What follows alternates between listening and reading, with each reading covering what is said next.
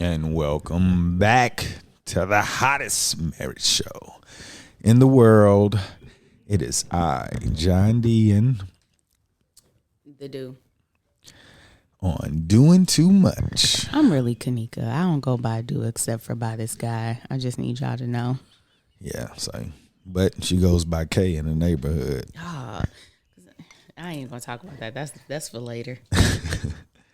But how are you doing right now? I'm a little hyped because I'm a little hyped. There we go. Okay. Because so I'm doing this training, and there was a comment or a definition made, and having a conversation with John about the definition. It's funny because when I say things to you, I'm always, and I don't know why I feel this way because it never works out. I always feel like you're going to say, yeah, I understand exactly what you mean. But you always come back and you're like, I feel like that might not be what that means. Or maybe it's always looking at it in a different way. And I'll be like, John, it is. It's kind of like I be thinking, call a spade, but you be like, nah. Because I think when you describe something, you take it the most negative way possible. And I'm like, maybe it shouldn't be looked at that way because your energy changes. Like, if you believe it's true, it'll just change your whole day. Okay, so I'm gonna start y'all off with what it was I said. So in this training, it's talk about Dr. Kamara Phyllis Jones. She's a doctor. She's a medical and PhD in public health. She talks a lot about health, and she talks about racial disparities, things of that nature. And so she defined racism as a system of structuring opportunity and assigning value based on the social interpretation of how one looks, which is your race, that unfairly disadvantages some individuals and communities, unfairly advantages other individuals and communities. And this last part is where I was like, I really like that she said that, and saps the strength of the whole society through the waste of human resources. And I said, it's so true. Everyone talks about how great America is. But in my head, I'm like, okay, we all know that there are some people who have great health insurance and they may never use it. And we got other people who have really, really poor health and they really need those resources and that access and they don't get it. And if we all were adequately provided for in regards to our health and our basic needs, we all could operate optimally and our society as a whole would be much stronger and better. But we are wasting our resources by bombing these resources on one group and unfairly advantaging them and starving out other groups. And I feel like historically, Black people, we have made it a badge of honor that we have been able to succeed and have these amazing outcomes for ourselves, despite the fact that we are starved of resources. You'd be like, this person came out the hood and look how great they are. I didn't even have this and look how, and I'm not going to take anything from them because it's the truth. Watch this though. Wait, it's the truth. We are able to really make $1 out of 15 cents, and that's not a lie. And we are amazing for it. We're superheroes for that. I'm not going to lie about that. But it doesn't mean it. Imagine how awesome we could be if we were adequately provided for. I got the challenge right now. Oh, okay. Go ahead. Tell me if you wouldn't want to be a part of this United States. Now, what did I tell you about racism? I told you that they split it up in different parts, and I said capitalism was one of them. So you got everybody that's chasing a dollar. How about if we say, if you want racism, we split the United States up. Everybody who wants to stay in the socialism or the communism aspect where we keep all the people who want to help people do better, the money stays in. Who wants to be on the racist side of the country? How many people that brings the money?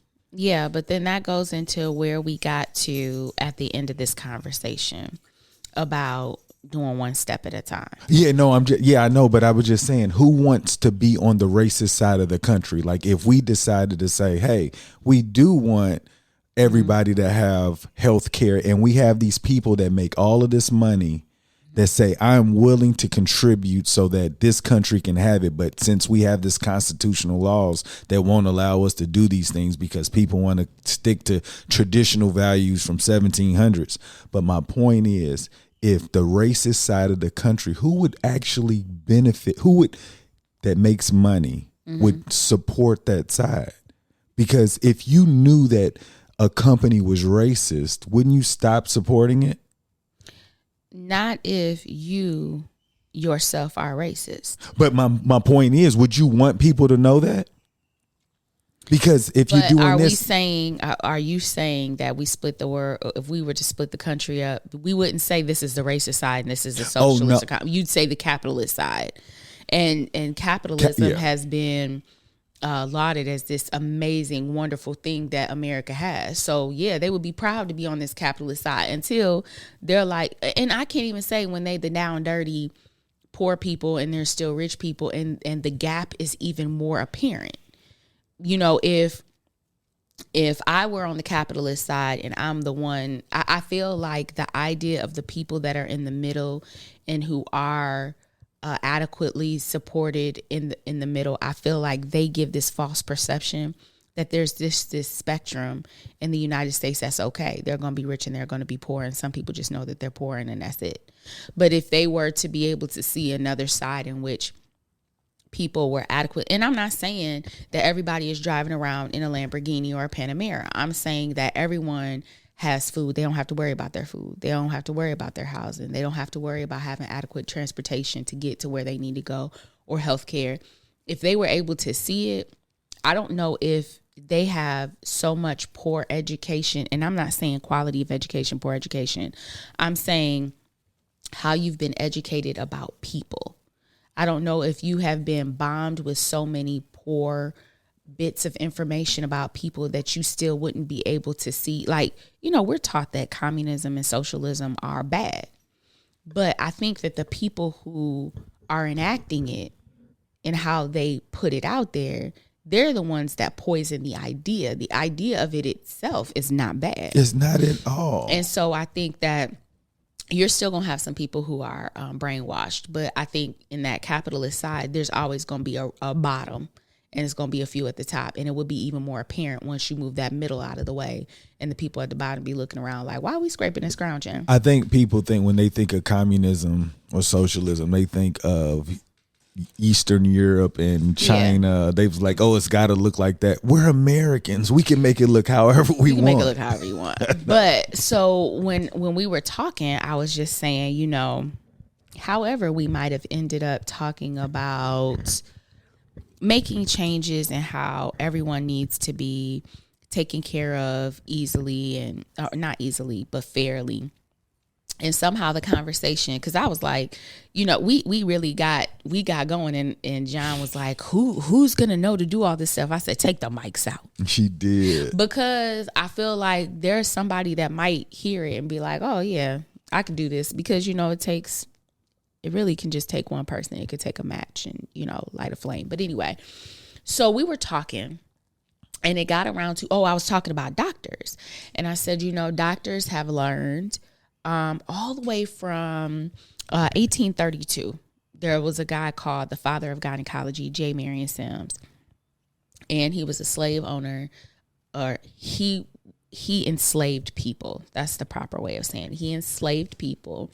And the women that he enslaved, he used them to advance his practice in gynecology. He used black women with no anesthesia because he believed that black women did not experience pain the same as other people, or black people as a whole didn't experience pain the same as others.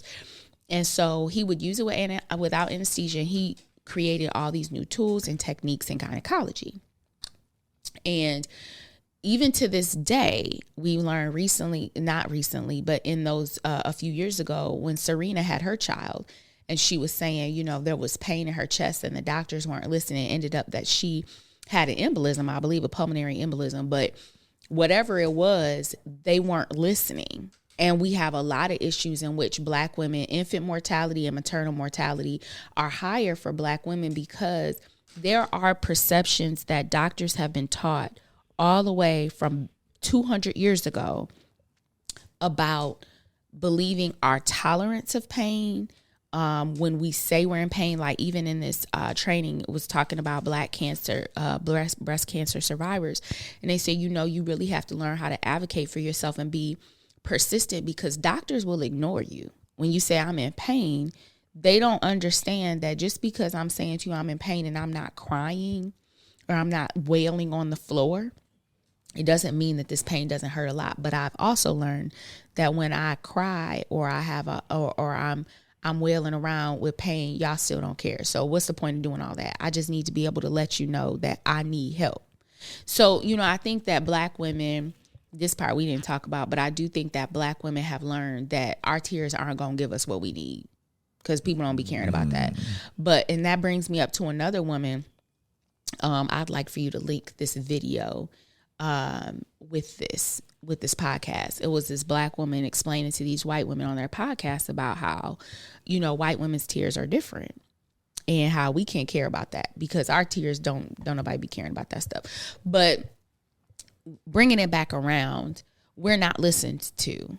There are ideas, there are archaic, like barbaric practices that took place. Draconian. Yes, that took place years and years ago that are still present to this day about how medical providers address Black women in their pain.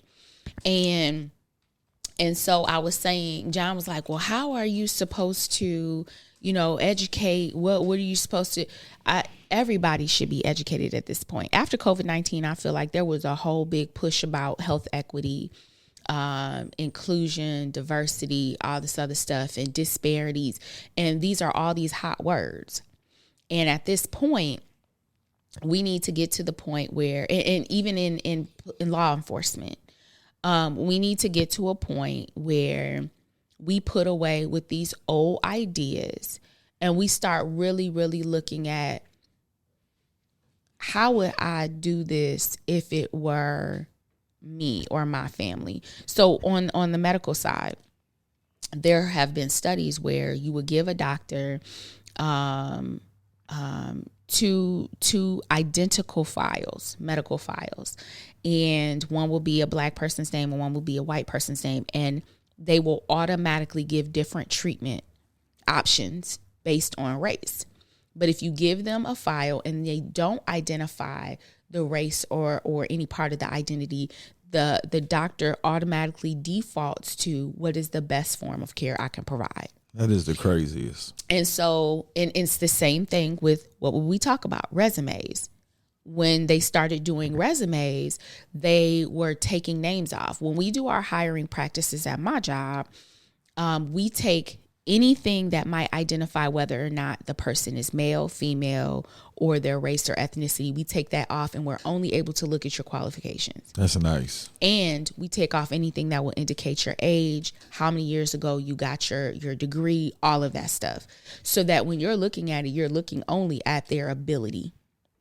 Now, then you go back and you're like, okay, that allows me, it reminds me of another thing where it was like talking about in orchestras and how first chair instruments were often men. But what they started doing is they started having the people perform behind a curtain. So those who were deciding who would be first chair would not know if it was a man or a woman. But guess what? There was still a disparity. And what they realized is when men walked on the hardwood floor, they could tell whether or not it was high heels or if it was men's dress shoes. And what did they do? They made everybody walk onto the stage with no shoes on. So then you really didn't know who was playing. And then the disparity became less apparent. You started to see more equality in the choice of the first chair of these orchestras. And so what I'm saying is, if you will do better, if you don't know any of the things that we've been taught to be biased to, that's the society we're supposed to be in. That's taking it and it's stopping that that ability to give unfair disadvantages to some individuals and communities and unfair advantages to others, this is where you find the strength of the society. This is where you are able to that would be fully dope. find. And but we're not doing that. I know, because that's new information. Like that's a new way to try. Like that's, come on, if that ain't like common I've never heard of that until just like now. Yeah. But then we started talking about police and how they police. And so what was your statement about that? I said that I understand why white cops may not shoot another white person. I think it's due to temperament. They're used to, they can tell when they may be more endangered. But as far as a black person, their people. Yes. I just think it's like you know how people act that you're around. And I said that because me being black, like I kind of grew up different. And I grew up around people that will put hands on you or not put hands on you. And I've been able to tell, with somebody that you don't know may put hands on you just because of how they move. And I think that when you don't know how those behaviors are, you get scared. And I think that's typically their behavior. But you brought up something to my, like more information that made me feel like, okay, but I still feel like you feel a little more comfortable. I feel comfortable around black people because I understand, you know what I'm saying? But I'm gonna be honest and say I feel more comfortable around black people as well. However, with white people, it's interesting because I really truly fear white people who have American flags on their cars, not just flying the flag, but like stickers and stuff. That's a new thing that I have. But I don't fear them in their temperament, but I do feel like you gotta watch them. Yeah. But I feel like you gotta watch us too. But I feel like I'm more in tune with, okay, the temperature is changing when I'm looking at my people. That American flag for you is our skin for them. Yeah. So let me just give this example. So I was just saying to him, okay, what bothers me is you could have, we've watched and we've all seen these videos where it's like a white dude that's getting a ticket and he's like cussing at the police officer. The police officer ain't saying nothing. Throw the ticket out the window. The police officer, his thing is, I still gave you the ticket, and move on about his business. You will have somebody else in a car and they will straight shoot you. Like you're in a car with your family. You explain that you have a weapon in the car, but you also have a license to conceal and carry. And it still won't matter. This is where I was going with that, is that, yes, they understand their temperament, but at the same time, you could see them apprehend somebody who is mass shooting and like in a school shooting up everybody, but you can get them out of there alive, out of a church, I know, but out of a grocery store. What did I ask you after that? But listen, so my point was, they could look at you from the entire spectrum of being like, oh, I'm mad and I'm cussing, all the way down to I have an automatic rifle in my hand and I'm just spraying fools. And somehow they can get them out. But then I was talking about Elijah McClain. If you guys remember the young man, they said he was a really great violinist. He was a young man walking down the street, had headphones on, didn't really understand what they were saying. He smiled. They said, easy to smile. Everybody loved this dude. Somehow y'all end up spraying this dude. But these are all different police officers. But what I'm saying is all those doctors I'm talking about are different too. They're all being taught this background information about the you need to be worried about these black people no matter what. You need to be prepared to protect yourself and save yourself. But you could also apprehend somebody who's spraying and killing people and still feel a sense of level-headedness to be able to apprehend that person versus someone that may not be following your instructions because they have headphones on. But here we are.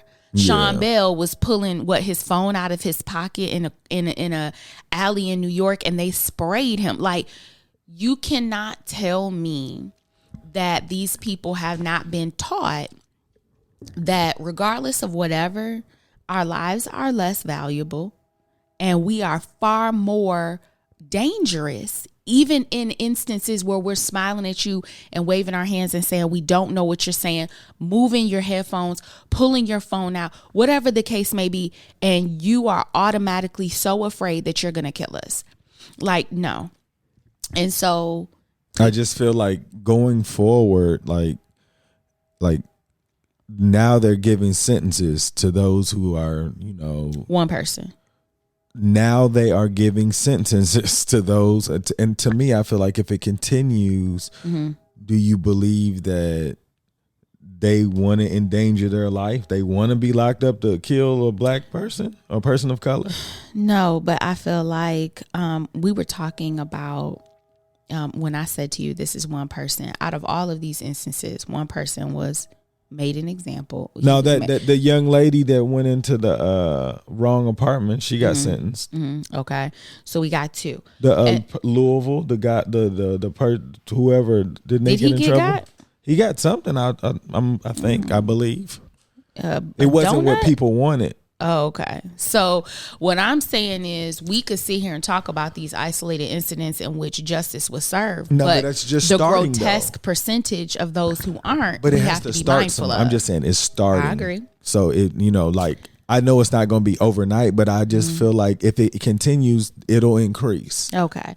Well, so then it leads to us talking about education across the board and how, we need to start dismantling how people are being taught. But it's hard to do that because you all feel like, how are we supposed to revamp the entire police department? How are we supposed to revamp the entire way that these medical providers are acting?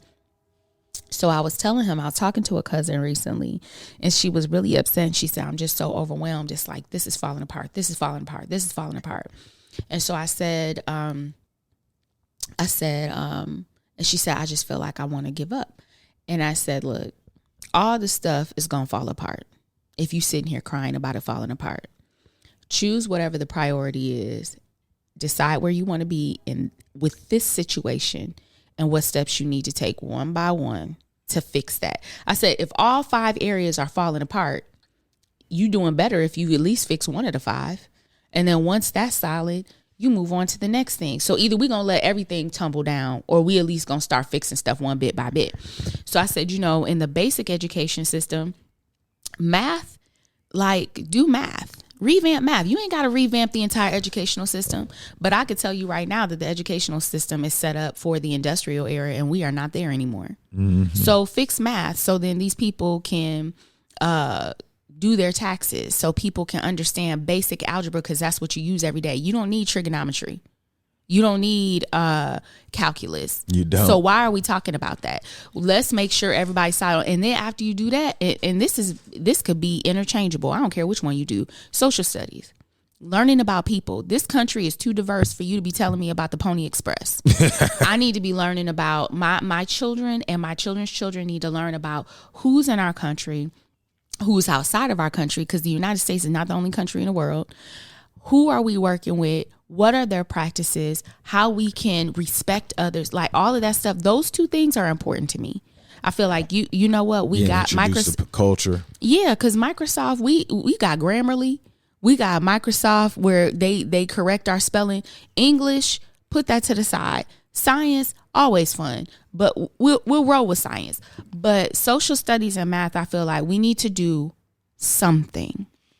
So if you're telling me that after COVID-19, I see all of these health equity and diversity directors showing up in all of these different job positions and all of these different policies and practices being put into place, then everybody should be doing it. Who is the equity and diversity officer that's being put in each of these police departments? What they should have their whole training. Nurses, they told me before my license could be renewed, I need to have a health equity and diversity training. I have to have at least one or they won't even give me my license for the next 2 years. So I'm asking, why are they not required to have some type of equity and diversity training every year? Why are they not monitored? Why are you not y'all create positions for a million other things? You need to start doing that. Do one thing. One thing. I'm not telling you to pull every cop off the street. I'm telling you, the people who have the most, you could give everybody training, and then the people who have the most complaints, then you give them, like, put them on a what is it called? A PIP, a PIP. That's what my friend always says. It's a performance improvement plan. Yeah. So then for 90 days, you're watching them, their numbers. After 90 days, you do another 90 days, because people need to understand that it's important. And if you don't understand that it's important, then you keep doing your thing and you figure it's going to blow over. So do one thing at a time. Yeah. That's where I am with that. I'm sorry. No, I like that. I do. I often wonder, how does the transition of it getting better, like, is a tipping point going to happen, or are we going to like come up with suggestions where people could actually follow up on and improve it? And we're not going to see it like now, because we're still too close to things that have happened most recently, last month. Like, we keep getting reminded of things. So it's going to have to, like, some time's going to have to go by to see if anything's working anyway. But what do you think is a good time period to say, okay, we need to move on to the next thing, because this obviously didn't work? Because remember, technology is so fast. So when you put something in place, people want instant results. But if you don't let it, get out the bugs or whatever and figure it out, how do you know it's not working or it's going to work? I think that's the beauty of science. In my position, we have an evaluator. She's absolutely amazing. And what she does is she looks at the baseline, which many people will look at, like, where are we right now? And then set up an evaluation plan in order to be able to look at the trends as we move along. You could look at the trends of your problem people. You could look at the trends of the entire, I'm just speaking of police departments, the progress of the department versus the departments in the general area where they are and nationally. And evaluators look at trends and they're able to project forward. And it's not always correct, but they project forward. Okay, if we want to see this based on what's happened over this last year, if we want to see a continued drop of this percentage, it's probably going to take this long, and they continue to monitor. And I feel like if you get to a point where it's stagnated, in the beginning, it's not going to be a big change, and that's understandable.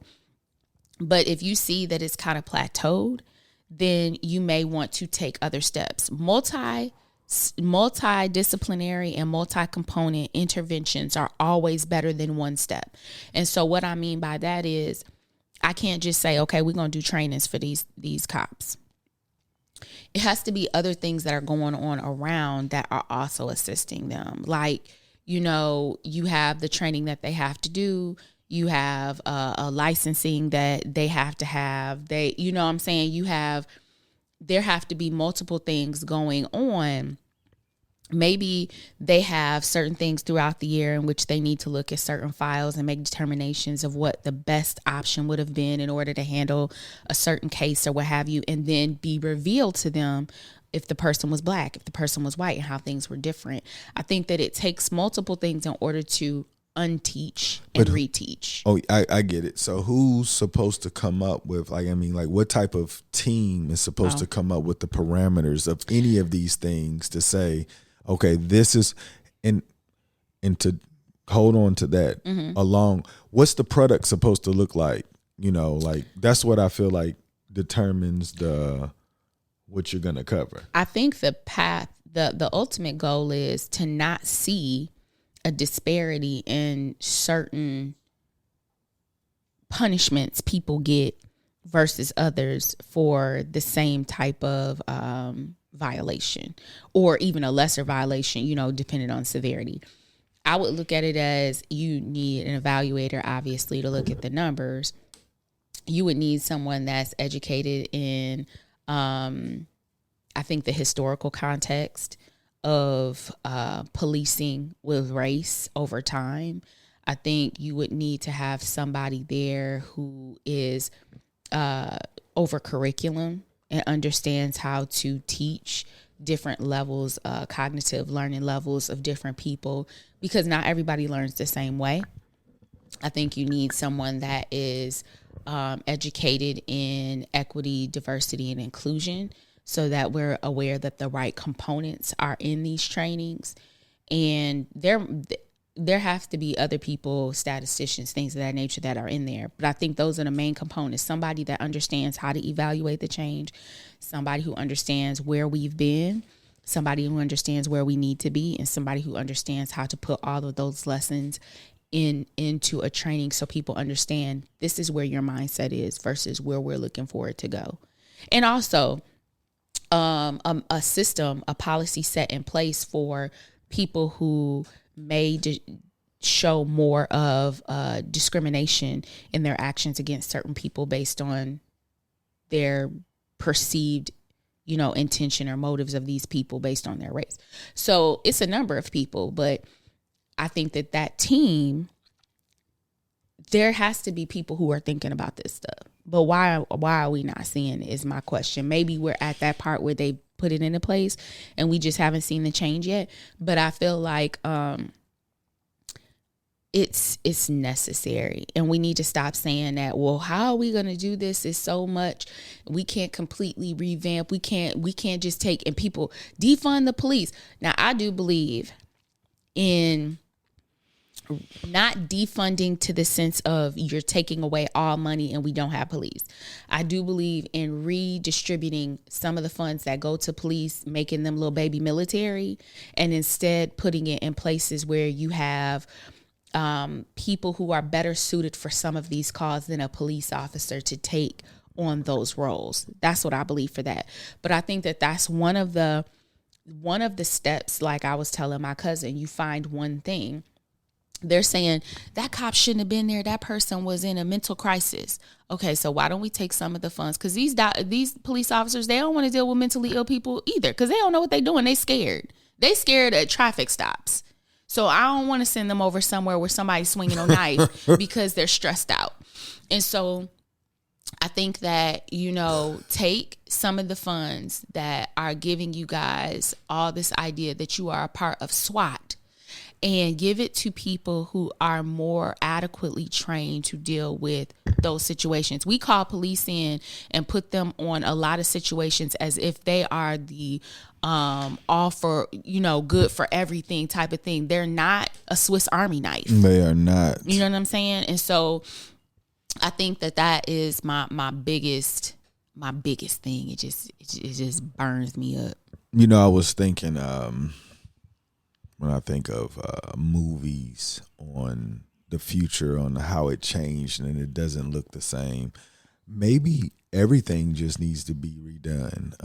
The educational system, period. Like the Constitution. Go ahead. Yeah, I really do. Why can't we improve it? I agree. And I don't understand why any American wouldn't want to improve it unless they really think nothing's wrong with it.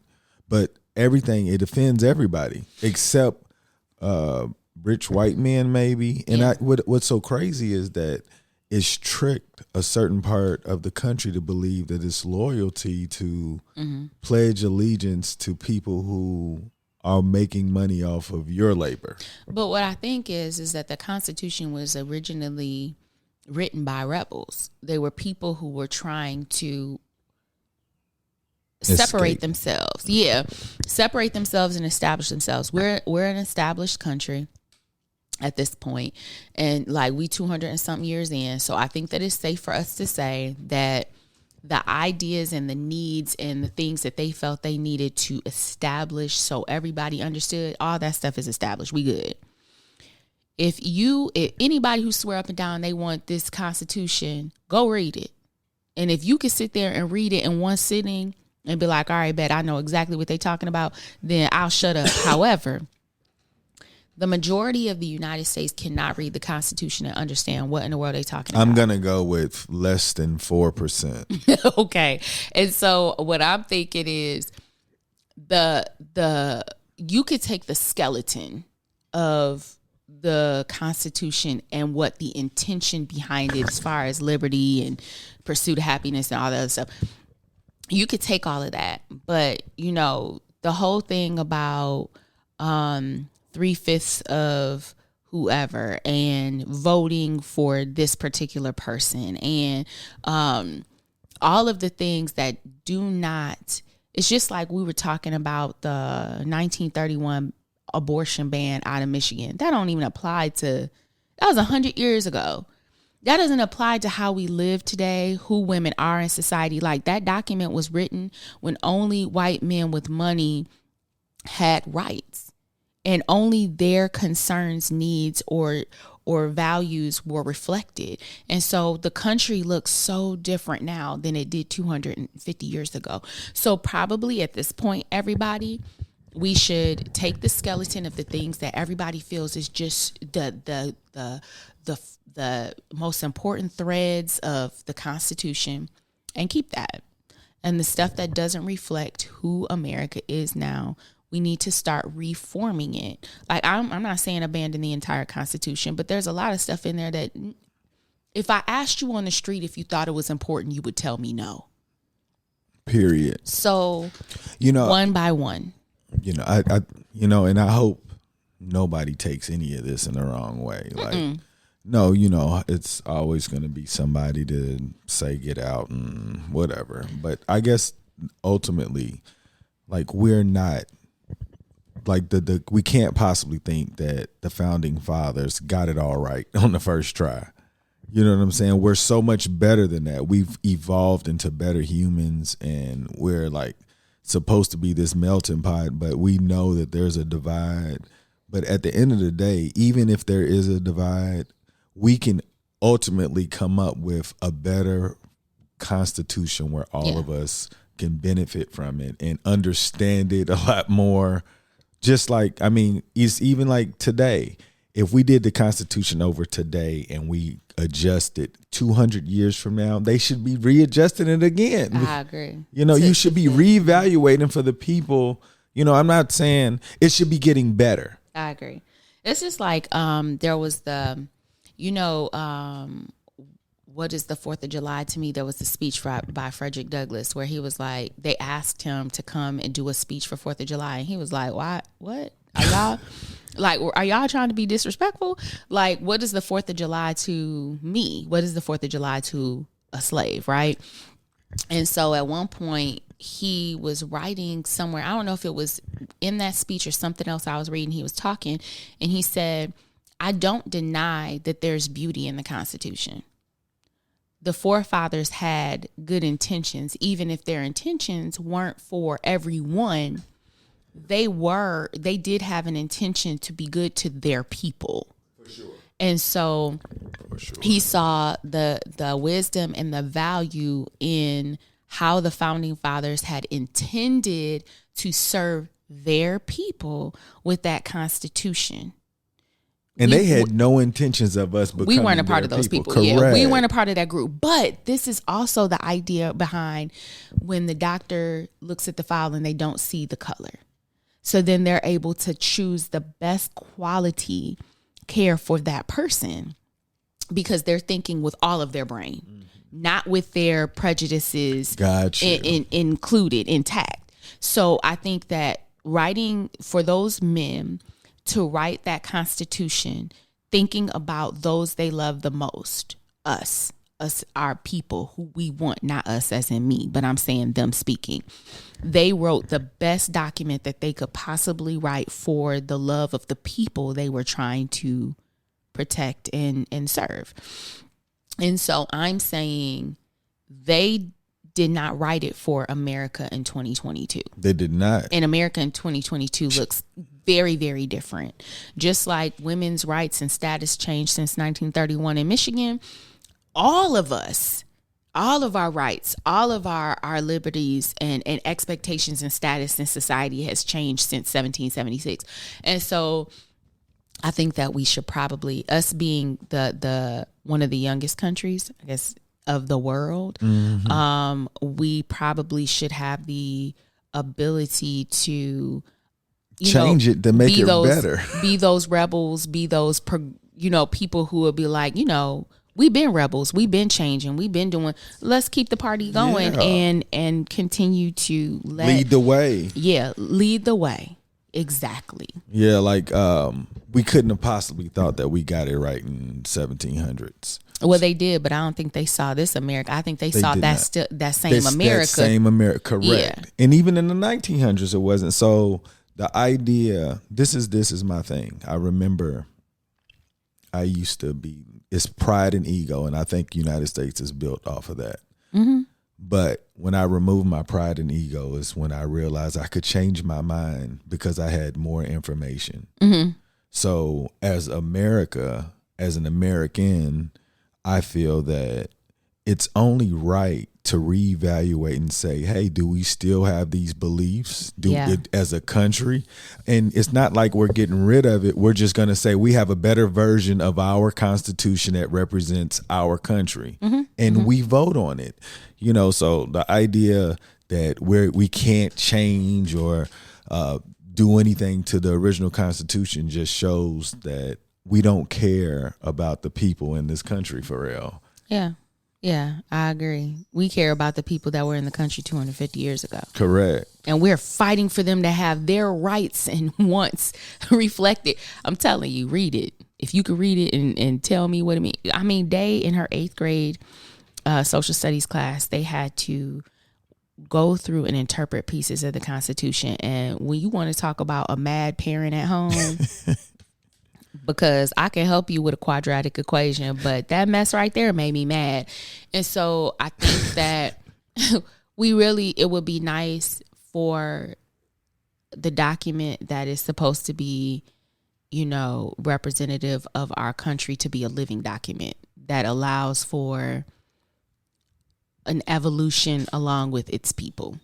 And look, at the end of the day, that's when the country stole it from other Native Americans. The Native Americans. We ain't even gonna talk about that part. So at some point, we got to show how the United States got it together. We figured it out. It was like, in order to lead the world, we have to treat our people better. Yeah, and I think that's a whole nother can of worms when we talk about the actual people who inhabited these lands prior to. Yes. And still inhabit these lands. I'm not going to act like they're gone. They're not gone.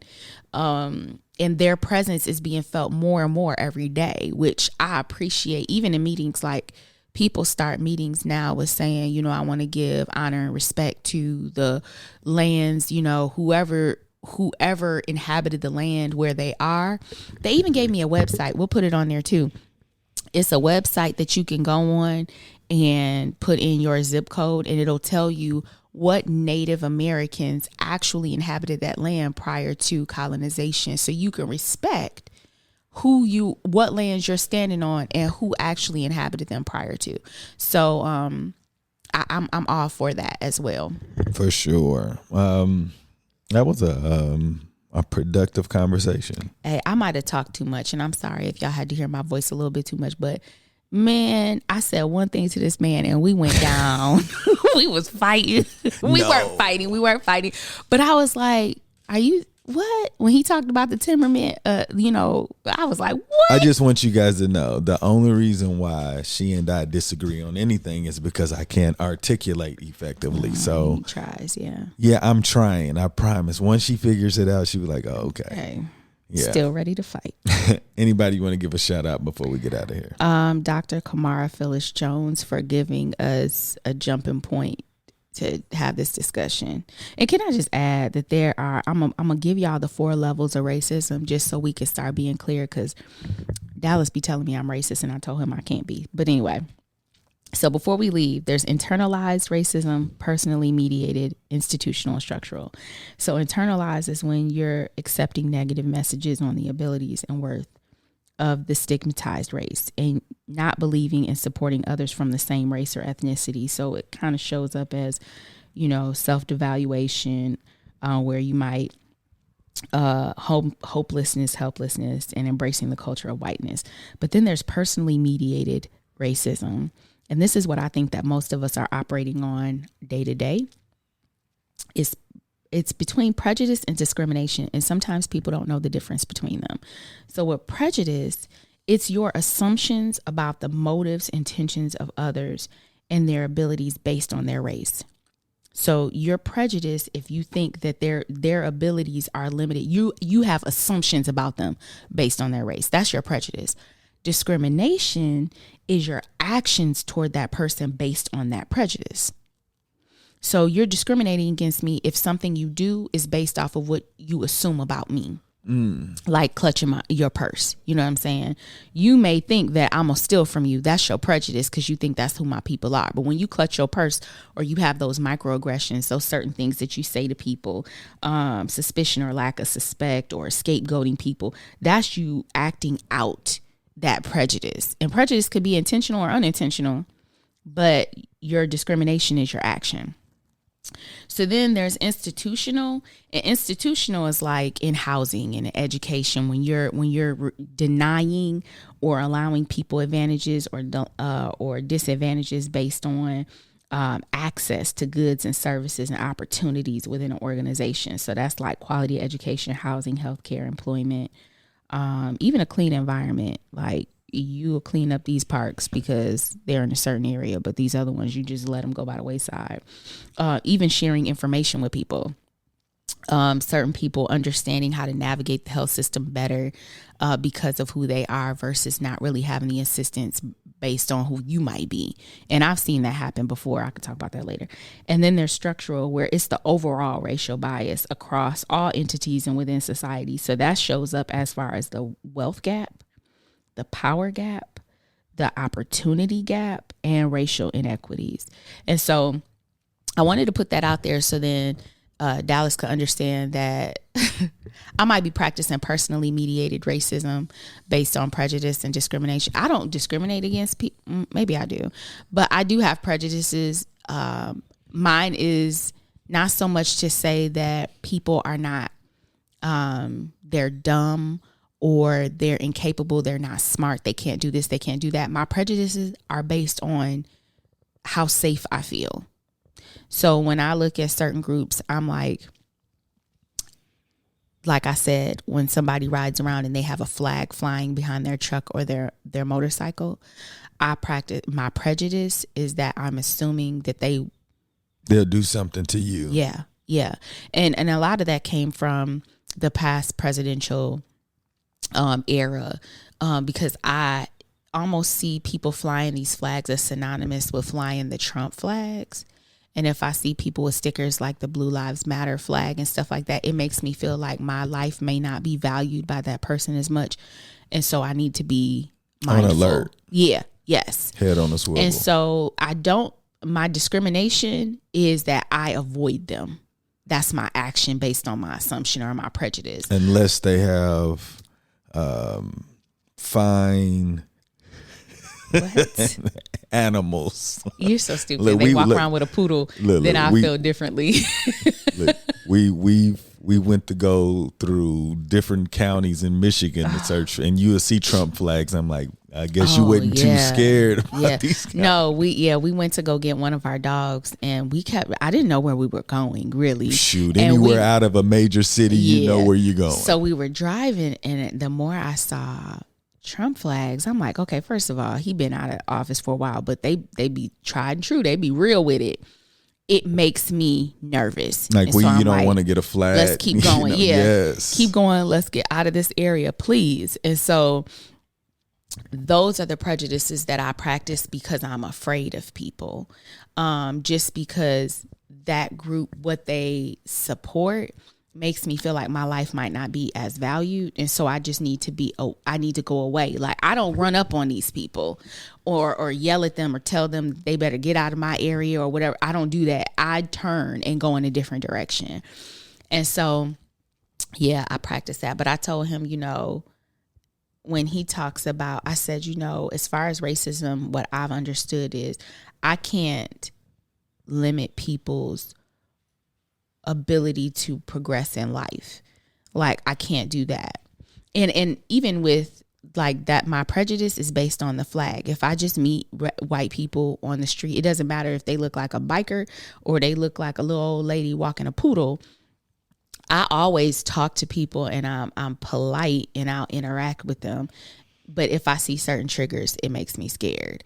So even in learning about these different forms of racism, whether it's you on yourself, you toward people day to day, or institutional or structural, it helped me to understand where I have power to impact that level of prejudice and things of that nature on my own level. And I think other people should know too. But I'm going to give a long story long. I'm going to give a shout out to Dr. Kamara Phyllis Jones. No doubt. I've learned so much, for real. Just with how you were able to break down an example for each of them. I was like, wow. Because, you know, I have my own prejudice also.